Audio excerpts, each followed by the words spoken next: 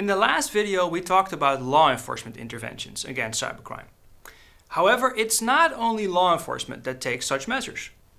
More proactive measures are sometimes also taken by legitimate service providers to prevent they facilitate crime via their services.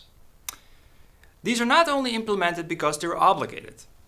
What we also see may be against expectations them being implemented voluntarily. Why and how do we see this happen in legitimate services, and what kind of measures do they take? We illustrate this with two examples regarding anti-money laundering initiatives by virtual currency exchanges and hosting providers taking down abusive content, both in the Netherlands. Hosting providers play a key role in the Dutch ICT infrastructure. The Dutch hosting landscape is extremely appealing due to its location, high performance, and also the availability of bulletproof hosting. Bulletproof hosters offer cybercriminals secure storage of data, so to speak, beyond the reach of law enforcement, making them one of the most central cybercriminal service providers.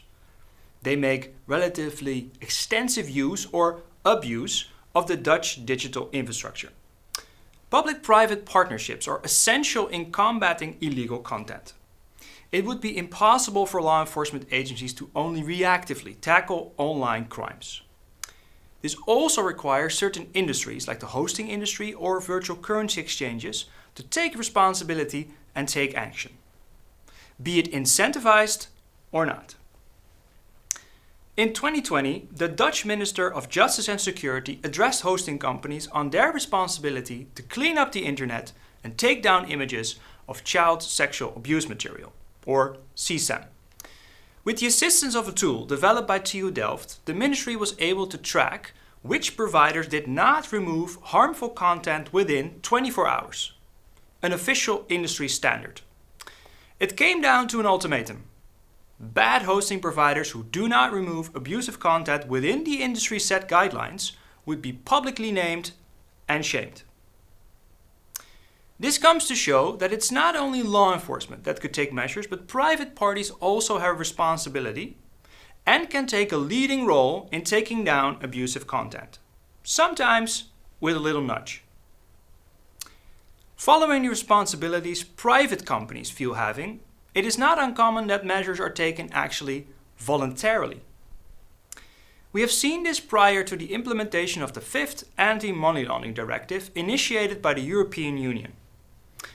Virtual currency exchanges provide services that exchange fiat currency, the money you have in your bank account, to virtual currencies, such as Bitcoin. In turn, these virtual currencies provide new opportunities for money laundering due to their anonymous nature. Not too long ago, in 2020, the European Union therefore introduced the 5th Anti-Money Laundering Directive. The goal of this directive was twofold. On the one hand, preventing customers from misusing financial institutions to launder money. On the other hand, detecting and prosecuting crime effectively and efficiently. However, and perhaps unexpectedly, almost all virtual currency exchanges were adopting such measures voluntarily already. The industry itself was already aware of important money laundering risks. Main reasons being the negative associations that came with virtual currencies and the caution of virtual currency exchanges themselves, which led to strict measures that were already put into place.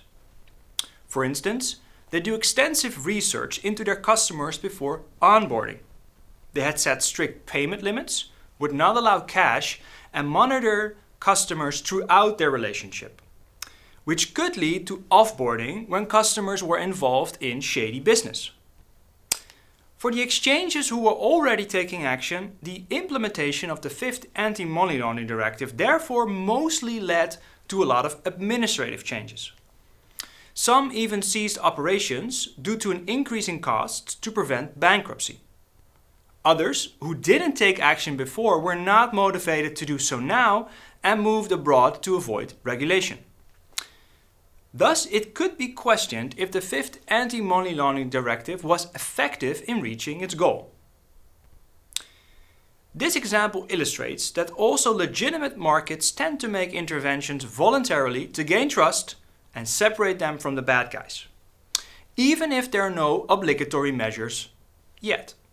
And for the bad guys, well, as long as there is no international regulation of virtual currency exchanges, there will always be a place they can call home.